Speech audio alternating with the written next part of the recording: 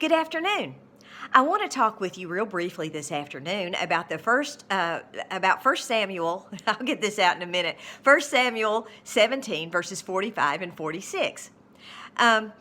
This is going to be part 3 in our series of David and Goliath and the olive taves that are found in there. Now, this is by no means a comprehensive study of the olive taves in this passage of Scripture because there are more. There are just these 3 that I felt like the Lord wanted me to talk with you about real briefly.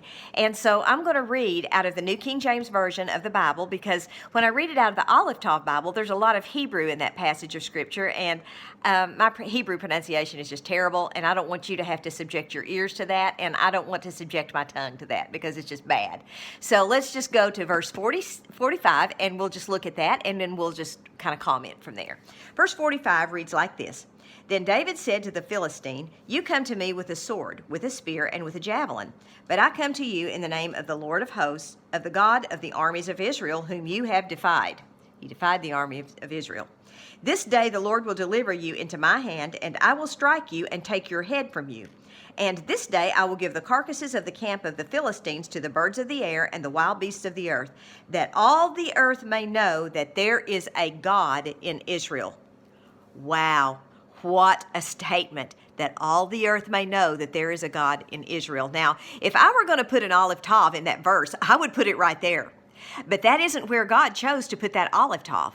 The olive tav in verse 46 is right here, and it reads, "I will strike you and take your olive tav head from you."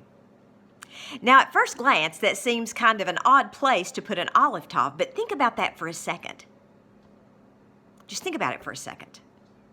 The head is what controls the rest of the body. Everything goes through the brain before it passes through the mouth, or whether you lift your hand to even take a drink of water. You have to think first, "I'm thirsty."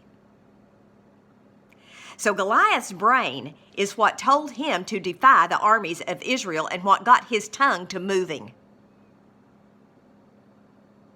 So David just said, well, we'll just deal with that. After I knock you in the head with this rock, I'm going to take your head off. Now, when we look at that in light of the 21st century, and how can we take that as a 21st century Christian, what does that mean to us? Okay, first of all, we need to watch what we say, because sometimes things come out of our mouth that don't need to come out. We need to deal with them before it ever comes out of our mouth, and we speak things that we don't need to be speaking. And number 2, the enemy is the head of the armies of evil. He is that head. And every wicked thought, every destructive thought, everything that we do that is evil or thought that we have, it has a head. Satan is that head. So when we cut the head off of that destructive thought, of that evil thought, of those evil actions, we are taking down Satan. We are saying to the head where that thought came from, no, we are not doing that.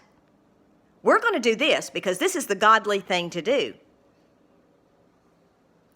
And we are not going to do that, devil, because that is not what God would have us to do. We are not going to speak against the Most High God. We are not going to act like that. And if you hear some noise in the background, that's just my little dog running around with her little chew toy. You see her right back there? But what we have to do, folks, is when things come into our lives, everything has an inception. Everything has a head, if you will. We have to decide, is that a good head in our life or is it a bad head? What are we going to do with it? Are we going to walk in the path that God has us to walk, or are we not? Or are we going to be bold like David and say, no, we're taking the head off of this thing and we're going to strike it. And we are going to strike boldly. It is no accident that David hit Goliath in the center of his forehead with that rock. It is no accident that he came over there and sawed the head clean off his body. It's no accident, folks. He silenced that tongue that was speaking out against the Most High God. Just something to think about on a cold afternoon. Hope you guys have a wonderful day. Visit our website, 9392brand.com. God bless. Shalom. Maranatha.